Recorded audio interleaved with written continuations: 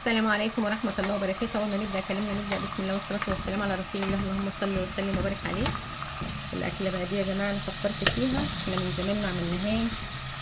أمي الله يرحمها هي اللي كانت بتعملها والله الطريقة دي، وكانت بتبقى جميلة. اسمها إيه؟ رز بفول اللي هو المدشوش. تمام سهلة وبسيطة.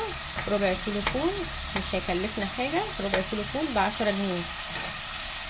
تمام انا بجيب كيلو دايما وبخليه ايه في البيت عندي، وبعايد فيه اللي هو في صنف كده اللي هو بتاع اللبن الحليب المكثف ده، الحليب المكثف ده ربع كيلو. واللي ما عندوش الربع كيلو العبوه الربع كيلو اللي هي بتاعت الحليب المكثف دي، عادي بكوبايه الشاي، مج الشاي بعد بيه ربع، وبروح ايه نقعاه حوالي نص ساعة.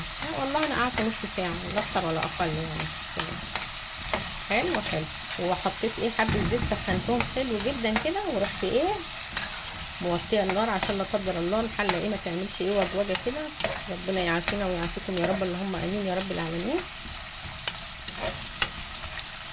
وبقلب بقى كده لغاية ما اغلف الفول بالزيت. تغليفة حلوة والله، بيبقى طعمه جميل وتحفة.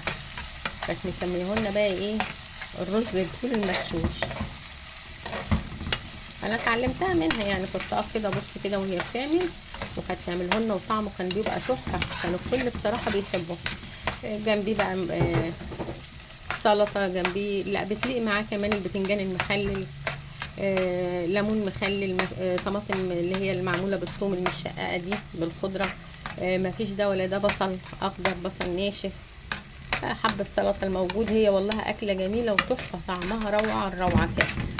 واحط لها بقى ايه، وجبت بصلايه مرتها بحبه ملح وحبه فلفل اسمر وحبه كمون فقط لا غير بس. واحط بقى كده ايه، انا غلفته كله اهو. تمام اهو، غلفته بالزيت تغليفه حلوه، بشوحه تشويحه جميله كده.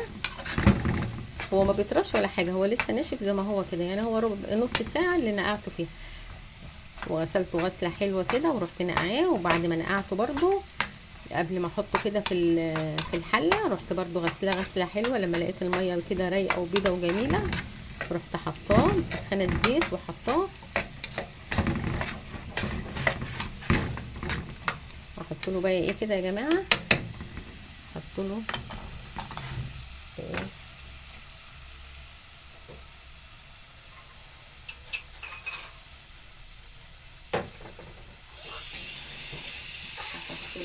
كوبايه. انا هعمل فوق كوبايه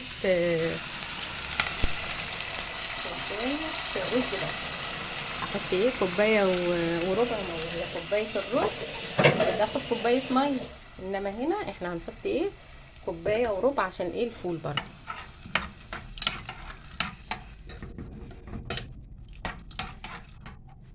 هنا ايه هرمي عليه بقى ايه المرتة يا جماعه. بصلايه ممروطه اهي رميتها عليها. تمام خدنا وقت، خدنا حاجه ولا حاجه.